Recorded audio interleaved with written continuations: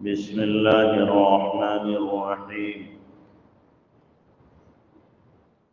من عمل صالحا من ذكر أو أنثى وهو مؤمن فلنحيينه حياة طيبة ولنجزينهم أجرهم بأحسن ما كانوا يعملون.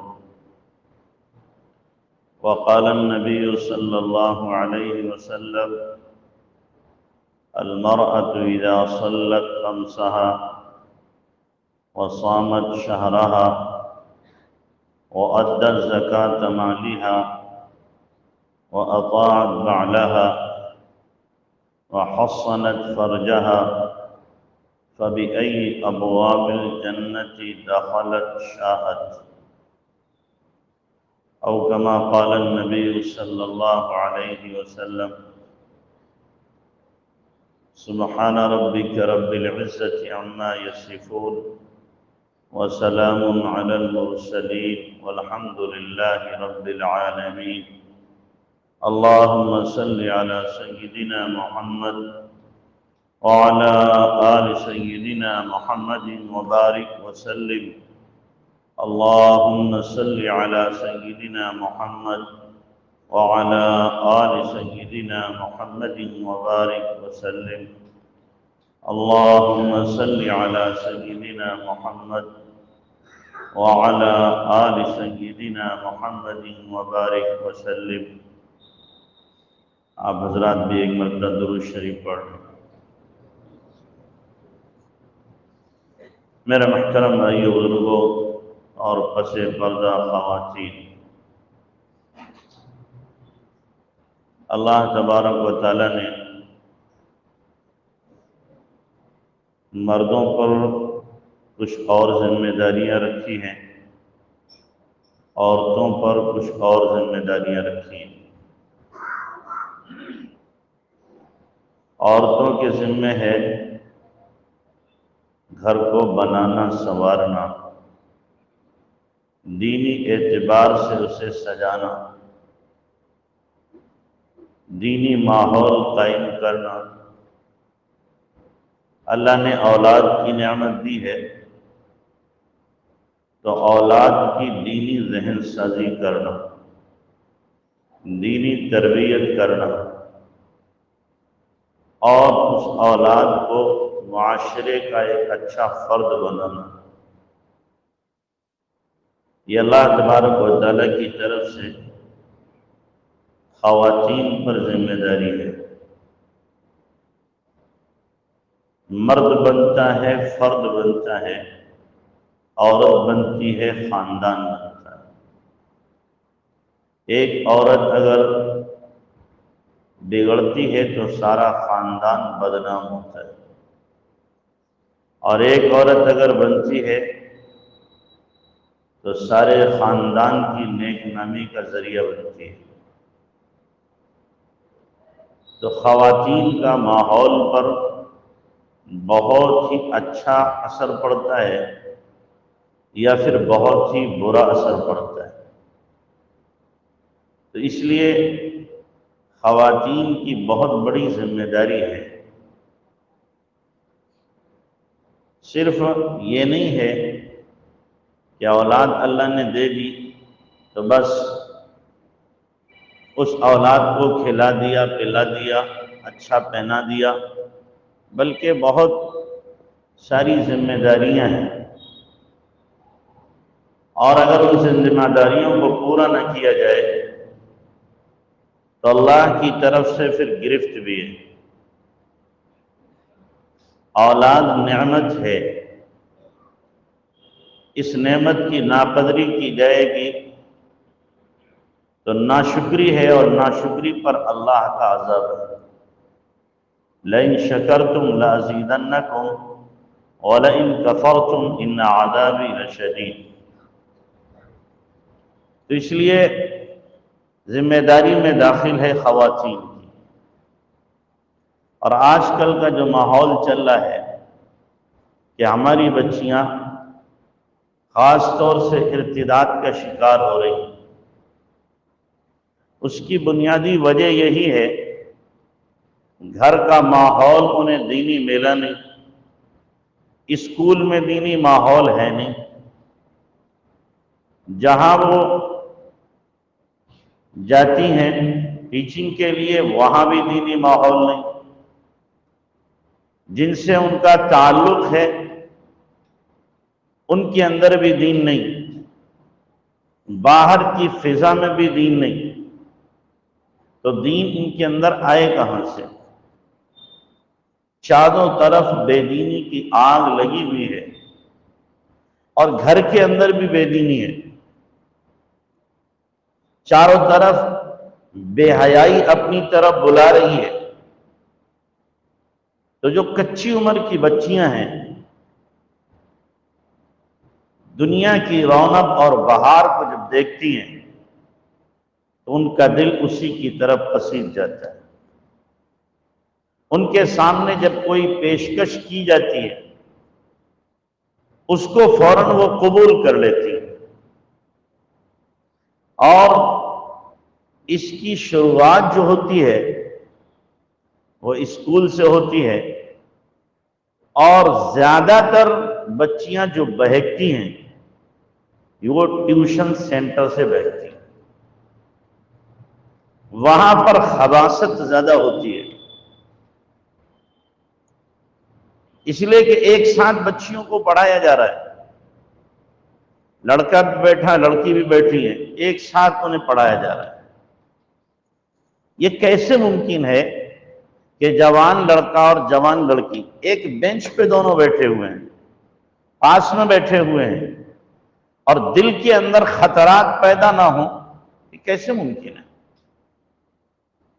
آپ بٹر کو آگ کے سامنے کر دو اور بٹر سے کہہ دو تمہیں پگھلنا نہیں ہے، مکھن سے کہہ دو تمہیں پگھلنا نہیں ہے، کیا ممکن؟ یہی حال ہے کہ بچی لڑکے کے ساتھ مل کر کے پڑھ رہی ہے، ساتھ میں بیٹھی ہوئی ہے، اور بات کرنے کا موقع بھی مل رہا ہے، ہنسی مذاق کا موقع بھی مل رہا ہے، یا تو وہ رابعہ بصریہ ہوگی یا یہ حسن بصری ہوگا، تبھی بچیں گے، ورنہ جو ماحول گندگی کا، بے حیائی کا، اور آج کل جو فیشن کا ماحول ہے جس میں دوستی کرنا یہ ہنر سمجھا جاتا ہے، اور جس کا دوست نہ ہو اسے عیب سمجھا جاتا ہے، کیسے بچے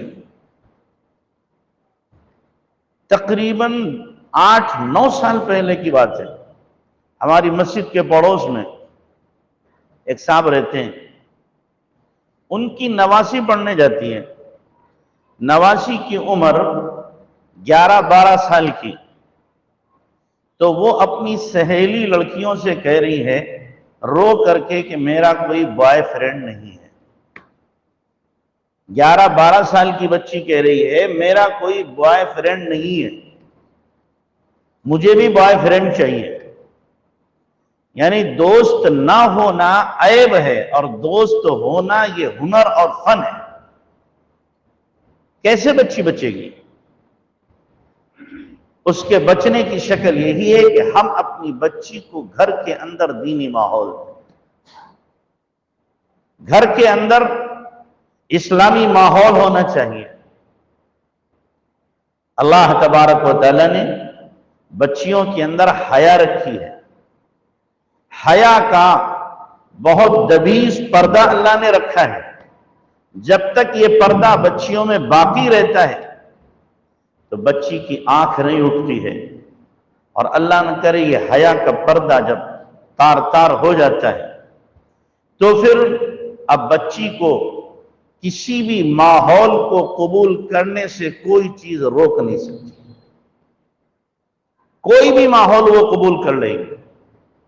تو اس لیے ہم اپنی بچیوں سے کہیں گے اپنے ایمان کی قدر کرو، اپنے دین کی قدر کرو، اور اپنے ایمان کے بارے میں سوچو اللہ نے جو تمہیں ایمان دیا ہے اس کی کیا قیمت ہے۔ ابھی تمہیں احساس نہیں ہو رہا کہ ایمان کیا ہے، لیکن جب یہ آنکھ بند ہوگی چند سالوں کے بعد، یا ہو سکتا ہے چند دنوں کے بعد، یا ممکن ہے چند گھنٹوں کے بعد آنکھ بند ہوتے ہی سارا کا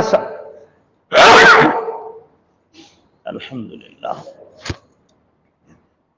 سارا کا سارا منظر سامنے آ جائے گا. یہ چمکتی دنیا اور یہ فیشن، یہ سب کا سب ذہن سے نکل جائے گا. اس وقت پتہ چلے گا کہ ایمان کی قیمت کیا ہے. ابھی احساس نہیں ہوتا. ابھی تو جدھر بلایا جائے اور جس طرف بھی کال کی جائے دنیا کی بہاروں کی طرف فوراً قدم چل پڑتے ہیں، اور اسی کو اپنی عزت سمجھا جاتا ہے، اسی کو اپنا سمجھا جاتا ہے کہ ہمیں ایک مقام مل رہا ہے. حالانکہ یہ عزت نہیں، یہ ذلت ہے. آپ خود سوچو، ایک طرف ایمان اور ایک طرف کفر، اگر ان کا موازنہ کیا جائے تو موازنہ کرنے میں بھی ایسا لگتا ہے شاید اسلام کی توہین ہے. اگر کفر سے موازنہ کیا جائے، موازنہ ہے ہی نہیں کہیں سے کہیں تک. اسلام کے جو اصول ہیں اور زندگی گزارنے کے جو طریقے ہیں خوبصورت، اس کے مقابلے میں کفر کے جو طریقے ہیں ان کو سوچ کر بھی گھن آتی ہے، نفرت ہوتی ہے. آپ خود سوچا کرو کہ اسلام نے جو ہمیں زندگی گزارنے کا طریقہ دیا وہ کیا ہے، اور کفر جس زندگی کے مطابق چل رہا ہے وہ کیا ہے. آپ خاص طور سے تیوہار ہی کو لے لو. ایک طرف اسلام کے تیوہار ہیں اور ایک طرف کیا ہے، کفر کے تیوہار ہیں. ہمارے دو ہی تیوہار ہیں، عید اور بقرعید. کیا خوبصورتی کے ساتھ ان کو انجام دیا جاتا ہے، کس محبت اور پیار کے ساتھ انجام دیا جاتا ہے، جس میں گندگی کا، بے حیائی کا، بے شرمی کا کہیں سے کہیں تک گزر ہی نہیں ہے. اللہ تبارک و تعالیٰ کے سامنے دوگانا شکر ادا کیا جاتا ہے، اور پھر آپس میں باہمی محبت کی ملاقاتیں ہوتی ہیں.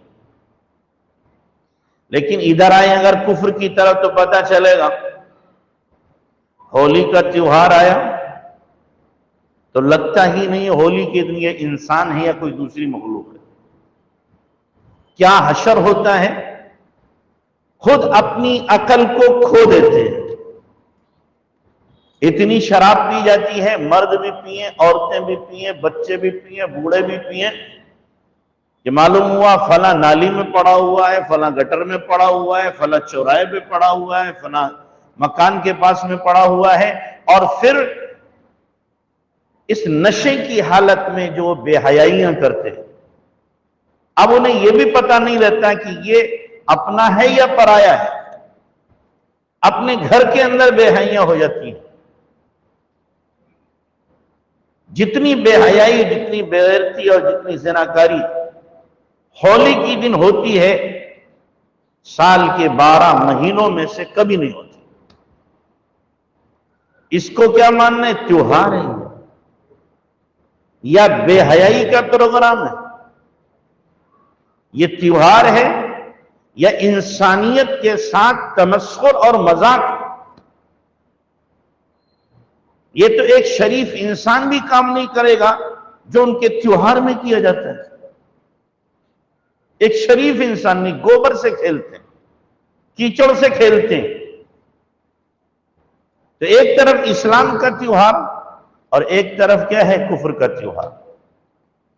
ہولی ان کے یہاں ہو رہی ہے تو ہولی میں دیکھیں کس قدر گندگی ہوتی ہے، پولوشن کتنا ہوتا ہے، کتنا دھواں ہوتا ہے، اور کس قدر ہولی میں بھی شراب پی جاتی ہے. تو ہولی کا تیوہار ہو، دیوالی کا تیوہار ہو، اور ان کا ابھی تیوہار جو چل رہا ہے کاوڑ کا،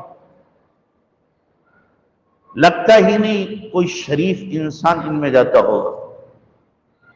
جتنے چھچھورے اور جتنے بدماش اور جتنے لپنگے اور جتنے گنڈے، وہ سب کے سب جا رہے ہیں اور اس کو تیوہار بنایا جا رہا ہے.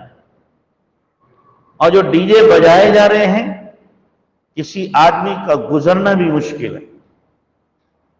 ہم رات میں گاڑی سے گزر رہے تھے ایک مرتبہ، تو ڈی جے جب بجا تو ہماری گاڑی یوں یوں یوں یوں ہل رہی، پوری گاڑی اندر باہر سے اندر سے سب جگہ ہل رہی اور اندر سے ہمارا دل ہل رہا. یہ تیوہار ہے، آپ سوچو، یہ تیوہار ہے. یہ کافر اور یہ بدماش اور یہ خدا کے باغی اپنی طرف لبھائیں اور بلائیں اور ہمیں لالچ دیں، ہماری بچیوں کو. ہماری بچیاں چلی جائیں تو یہی کہا جائے گا اس بچی کی شاید عقل خراب ہو گئی، اس کے دماغ کے اندر فتور ہے، اس کے دماغ کے اندر کوئی نہ کوئی کیا ہے، خرابی آ گئی، تبھی اس نے یہ اقدام کیا ہے. اسلام کے خوبصورت طریقے کو اور خوبصورت دین کو چھوڑ کر کے کفر کی طرف جانا یہ دماغی خلل کی بات ہے، ورنہ ممکن ہی نہیں ہے. تو ایک طرف ان کے تیوہار، ایک طرف ہمارے تیوہار. تیوہاروں کے ذریعے سے دیکھا جائے تو بھی پتہ چلے گا اسلام سے زیادہ خوبصورت تیوہار کوئی نہیں ہو سکتا. پھر ان کے یہاں عبادت کا طریقہ دیکھا جائے، عبادت کا طریقہ دیکھا جائے تو عبادت میں کس کو مانے کس کو چھوڑے.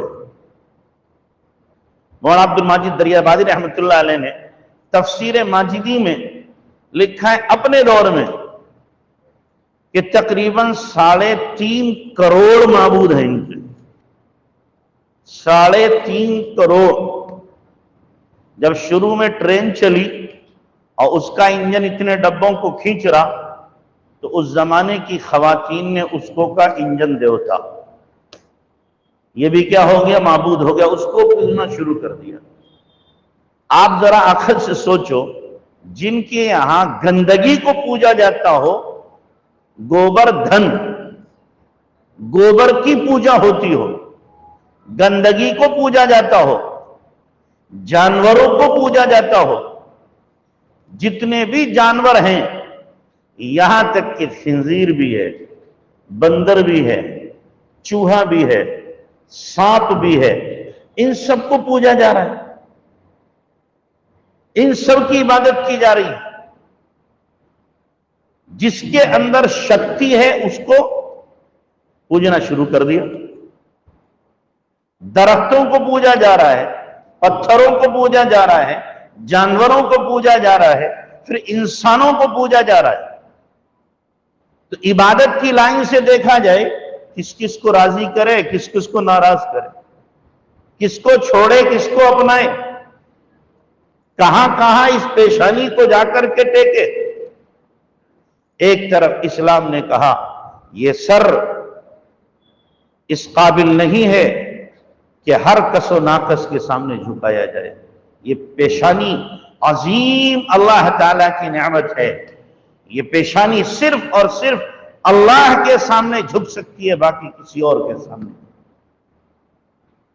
اس ماتھے کو خدا کے سامنے ہی ٹکایا جا سکتا ہے، کسی اور کے سامنے نہیں ٹکایا جا سکتا. ہم خود سوچیں، ایک کو راضی کرنا آسان ہے یا ہزاروں کو راضی کرنا آسان ہے؟ ایک کو منانا آسان ہے یا ہزاروں کو منانا آسان ہے؟ بھئی ایک اللہ ہے، اس کو منانا تو بہت آسان ہے، اور اللہ اتنی جلدی مان جاتا ہے کہ کوئی بھی اتنی جلدی نہیں مانتا. ماں بھی اتنی جلدی نہیں مانے گی، ماں بھی 2-4 آنسو نکلوا دے گی تو مانے گی. حالانکہ ماں کی ممتا اور ماں کی محبت کی مثالیں دی جاتی ہیں، لیکن جب وہ ناراض ہوتی ہے تو وہ بھی 1-8 آنسو نکلوائے گی تب راضی ہوتی ہے.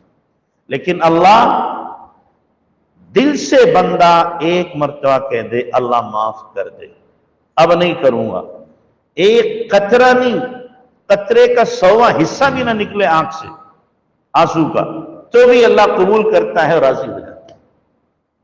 اس اللہ کو منانا کتنا آسان. کن کن معبودوں کو منایا جائے گا، راضی کیا جائے گا اللہ کو چھوڑ کر کے. تو اس لیے عبادت اگر دیکھی جائے تو کس پیپل کو پوجیں، کس برگد کو پوجیں، کس پتھر کو پوجیں، کس جانور کو پوجیں، کہاں کہاں سر کو جھکائیں جا کر کے. تو اس لیے عبادت بھی صرف اللہ کی۔ صحابہ کرام جب ایمان نہیں لائے تھے تو ان کا حال کیا تھا، اور ایمان لانے کے بعد، ایمان لانے سے پہلے کی زندگی کو جب سوچتے تھے تو روتے بھی تھے اور ہنستے بھی تھے۔ کیا حماقتیں ہم نے کی ہیں، کیا دیوانگی ہم نے کی ہے، کیا کچھ ہم نے کھویا ہے، اور اسلام نے آ کر کے ہمیں کیا کچھ دیا ہے۔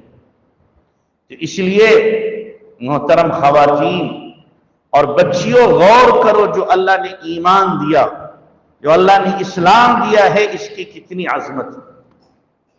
اس عظمت کو پہچانو اور ایمان کے لیے کسی بھی سودے پر تیار نہ ہو۔ ساری دنیا کی نعمتیں اور ساری دنیا کی دولتیں آپ کے قدموں میں لا کر کے ڈال دی جائیں تو ساری دولتوں کو ٹھوکر مار دو کہ ایمان کے مقابلے میں مجھے کوئی بھی چیز پسند نہیں ہے۔ جیسے کہ صحابہ نے کیا تھا، حضرت حذیفہ صحابی نے کیا کیا کہ ان کے سامنے بادشاہ نے پیشکش کی کہ ہم تمہیں اپنی حکومت کا آدھا حصہ دے دیں گے، بس ہمارے سامنے سر جھکا دو، سجدہ کرو۔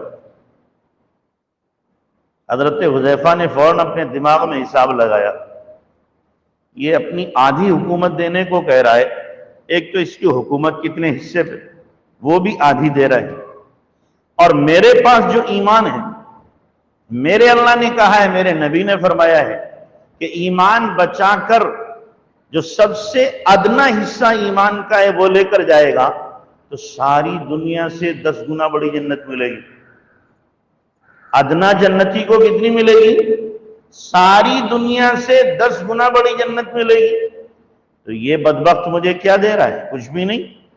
فون حساب لگایا اور ٹھکرا دیا کہ نہیں، پوری حکومت بھی پیش کر دے تو بھی مجھے یہ سودا منظور نہیں ہے، لے جاؤ اسے بھی کڑاؤں میں ڈال دو۔ لے جانے لگے، واقعہ مشہور، جب قریب لگے تو آنسو آ گئے، رونے لگے۔ جلاد نے آ کر خبر دی کہ جناب وہ رو رہے ہیں، اب بلا لاؤ، عقل ٹھکانے آ گئی۔ بلا کے لائے، بادشاہ نے کہا میں تو پہلے ہی کہہ رہا تھا کہ میری سزا کو تم برداشت نہیں کر سکو گے، اب سمجھ میں آئیے کہ کیا کہہ رہا ہے۔ موت کے خوف سے نہیں رو رہا، پھر کیوں رو رہا ہے؟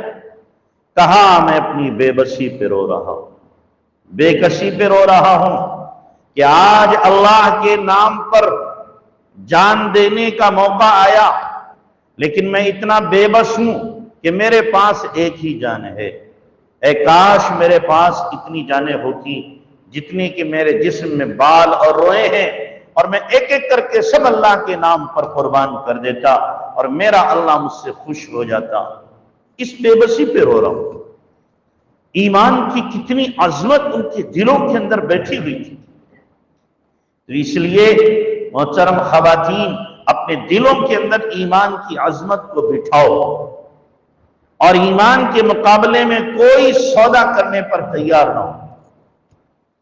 آپ تو حضرت سمیہ کی ماننے والی ہو کہ جسم کے 2 ٹکڑے تو کرا لیے پر ایمان کا سودا نہیں کیا۔ آپ اسما کی ماننے والی ہو کہ ابو جہل کا تھپڑ تو کھایا، چہرہ تو زخمی کرا لیا، لیکن اپنے ابا اور ابوبکر کا پتہ نہیں دیا۔ آپ ہی تو زنیرہ کی ماننے والی ہو کہ زنیرہ اپنی آنکھ تو پھڑوا لی، آنکھ کی بینائی تو چلی گئی، لیکن ایمان کا سودا انہوں نے نہیں کیا۔ آپ ہی تو فاطمہ کی ماننے والی ہو، انہی کے نام کی دہائی دینے والی ہو کہ انہوں نے کتنی فاقہ کشی کی ہے جناب رسول اللہ صلی اللہ علیہ وسلم کی چہیتی بیٹی، لیکن فاقوں پر فاقے ہیں۔ مجال کیا ہے کہ ایمان میں جنبش آ جائے، ایمان کے اندر ذرہ برابر کوئی بان آ جائے۔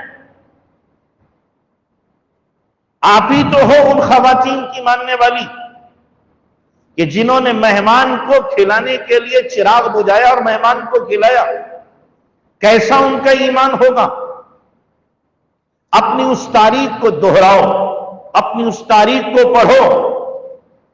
سب سے پہلی مسلمان عورت حضرت خدیجہ رضی اللہ تعالیٰ عنہ ہیں، ان کی تاریخ کو دہراؤ کہ سب سے پہلی خاتون ایمان لانے والی اور سب سے پہلی اللہ کے نبی کو تسلی دینے والی، کہ اللہ کے نبی کو تسلی سب سے پہلے حضرت خدیجہ رضی اللہ تعالیٰ عنہ نے دی، اور سب سے پہلا مال اللہ کے راستے میں جو خرچ ہوا وہ حضرت خدیجہ رضی اللہ تعالیٰ عنہ کا خرچ ہوا ہے۔ کروڑ پتی خاتون تھی حضرت خدیجہ رضی اللہ تعالیٰ عنہ، ملک شام میں، ادھر طائف میں، ادھر جدہ میں ان کی دکانیں تھیں، ایکسپورٹ ان کا ہوا کرتا تھا، اپنے غلاموں کو باقاعدہ مال دے کر کے ملک شام میں بھیجا کرتی تھی۔ لیکن اللہ کے نبی جناب رسول اللہ صلی اللہ علیہ وسلم سے جب وابستہ ہوئی اور ایمان لائی ہیں تو سارا کچھ نبی کے قدموں پہ نچھاور کر دیا کہ اب یہ سب آپ کا ہے، اور دین کی خاطر آپ جہاں چاہیں اس کو خرچ کر دیں۔ اور خرچ کرتے کرتے ایک وقت وہ آیا کہ جب انتقال ہو رہا ہے تو خدیجہ فاقے سے ہیں، کھانے کو کوئی چیز نہیں ہے۔ اس حالت میں اللہ کی طرف سے خدیجہ کے لیے سلام آتا ہے اور یہ بشارت سنائی جاتی ہے کہ خدیجہ کو سنا دو بشارت کہ جنت میں ہم نے اس کے لیے ایک محل تیار کیا ہے، ایک موتی کا جس میں کوئی جوڑ نہیں ہے۔ آپ ان کی ماننے والی ہو، اس ایمان کو بناؤ، اس اسلام سے اپنے آپ کو سجانے کی کوشش کرو۔ آپ کے اندر تو حیا وہ ہو جو حیا حضرت فاطمہ میں تھی، جو حیا حضرت فاطمہ رضی اللہ تعالیٰ عنہ میں تھی، کہ حضرت فاطمہ رضی اللہ تعالیٰ عنہ سے نبی علیہ السلام نے ایک مرتبہ پوچھا، بیٹی تم نے چاند دیکھا ہے؟ پہلی کا چاند ہے۔ ابا جی نہیں دیکھا میں نے۔ کیوں نہیں دیکھا بیٹی؟ دیکھنا تھا چاند۔ کہ نہیں دیکھا۔ کیوں؟ کہ پہلی کے چاند کو مرد بھی دیکھتے ہیں، عورتیں بھی دیکھتی ہیں۔ میری حیا اور غیرت کے خلاف ہے کہ جس چاند پر مردوں کی نگاہیں ٹکی ہوئی ہوں وہاں پر فاطمہ کی نگاہ بھی پہنچے۔ میں اس کو بھی حیا کے خلاف سمجھتی ہوں۔ تو خواتین، آپ ان عورتوں کی، ان خواتین کی، ان صحابیات کی اور ان نبی کی بیٹیوں کی ماننے والی جن کی حیا کی مثالیں آج بھی دی جاتی ہیں، کہ حضرت فاطمہ رضی اللہ تعالیٰ عنہ جیسی حیا والی خاتون شاید اب پیدا نہیں ہوگی، شاید اب پیدا نہیں ہوگی جو ان کے اندر اللہ تبارک و تعالیٰ نے حیا رکھی تھی۔ تو ان کا نام آپ زندہ کرو، ان کا نام آپ روشن کرو، نہ یہ کہ اللہ نہ کرے آپ کا نام عائشہ ہو، خدیجہ ہو، ام کلثوم ہو، زینب ہو، اور کوئی ایسا قدم آپ کی طرف سے اٹھے کہ ان ناموں پر دھبا لگ جائے۔ نام یہ ہے اور کام یہ ہے۔ ہمارے مراد آباد میں ایک مسلمان بچی، نام اس کا عائشہ، اور بھنگی کے ساتھ اس نے اپنا رشتہ جوڑا، اسی کے ساتھ آج رہ رہی ہے۔ ہمارا ایک جاننے والا لڑکا تھا، اس نے جا کے اسی وقت اس سے کہا کم سے کم اس نام کی تو نے لاج رکھی ہوتی، نام کی تو حیا رکھی ہوتی، کہاں عائشہ اور کہاں تیری یہ حرکت۔ اس لیے محترم خواتین، جو نسبت اللہ نے آپ کو دی ہے، جو مقام آپ کو اللہ نے دیا ہے، اس مقام اور اس نسبت کا پاس و لحاظ رکھنے کی ضرورت ہے۔ ایسا کوئی قدم نہ اٹھانا جس کی وجہ سے آپ کے خاندان پر کوئی دھبا ہے۔ اس لیے کہ بچیاں تو اپنے ماں باپ کے لیے سب کچھ قربان کر دیتی، بچیاں خاص طور سے اپنے باپ پر دھبا نہیں آنے دیتی، باپ کے لیے خاص طور سے بچیاں جان دیتی۔ اور پھر خاص طور سے میں عرض کروں گا، اگر مائیں ہوں اپنی بچیوں پر نگاہ کڑی رکھو۔ ماں یہ ہو نہیں سکتا کہ بچی کی نقل و حرکت بدل رہی ہو اور ماں کو پتہ نہ چلے۔ ماں تو بچی کے چلنے سے پتہ لگا لیتی ہے کہاں اڑ رہی ہے۔ اس کے بولنے سے اندازہ ہو جاتا ہے ماں کو کہ اب یہ کتنے پانی میں ہے اور کہاں سے بول رہی ہے۔ ماں کا غافل ہو جانا یا ماں کا چشم پوشی کرنا یہ اپنی بچی کے لیے نہایت ہی خطرناک۔ میں ایک جملہ کہا کرتا ہوں کہ دیکھو، ہمیشہ اپنے بچے بچیوں سے بدگمان رہو تو تربیت اچھی ہوگی۔ بدگمان رہو، جہاں آپ خوش گمان ہوئے وہاں بچوں کی تربیت نہیں ہو سکے گی۔ ہمیشہ بدگمان رہو، نہیں یہ گڑبڑ کی ہوگی، یہ گڑبڑ کی ہوگی، اور تنبیہ کرتے رہو، تب تو تربیت ہوگی۔ اور جہاں آپ نے ان کے فضائل بیان شروع کر دیے، مناقب شروع کر دیے بیان کرنا، نہیں میرا بیٹا تو ایسا، میری بچی تو ایسی، میری بچی تو ایسی، جہاں یہ شروع ہوگا تو بچی یاد رکھنا ہماری مونچھوں کے نیچے چراغ جلا دے گی، پتہ بھی نہیں چلے گا۔ اس لیے بدگمان رہنے کی ضرورت ہے، تبھی تربیت ہوگی۔ آپ کھلاؤ اچھا، پہناؤ اچھا، پلاؤ اچھا، تعلیم اچھی دو، لیکن ساتھ ساتھ میں تربیت بھی اچھی کرو، تربیت بھی اچھی کرو۔ وہ تعلیم مت دو جس سے ان کی حیا رخصت ہو جائے، وہ تعلیم مت دو جس سے ان کے ایمان پہ ضربہ کاری پڑ جائے، وہ تعلیم مت دو جس تعلیم کی وجہ سے یہ بے باک ہو جائیں، وہ تعلیم مت دو کہ ایمان کا سودا کر بیٹھیں، وہ تعلیم نہ دو جس کی وجہ سے اپنی عزت کا سودا کر لیں۔ تو اس لیے محترم خواتین سے گزارش ہے، اپنی بہنوں سے میری گزارش ہے، خدا کے لیے اپنی ایمان کی قدر کو، اس کی عظمت کو پہچانو۔ اللہ نے کتنا بڑا تحفہ دیا ہے، کتنا بڑا تحفہ دیا ہے، تمام گندگیوں سے، غلاظتوں سے بچا کر کے ایمان کا سرمایہ دیا ہے۔ اس کی قدر کرنے کی کوشش کرو، ہر حال میں اپنے ایمان کی حفاظت کرو، کبھی اس کا سودا کرنے کے لیے تیار نہ ہو۔ اللہ ہم سب کو عمل کی توفیق عطا فرمائے۔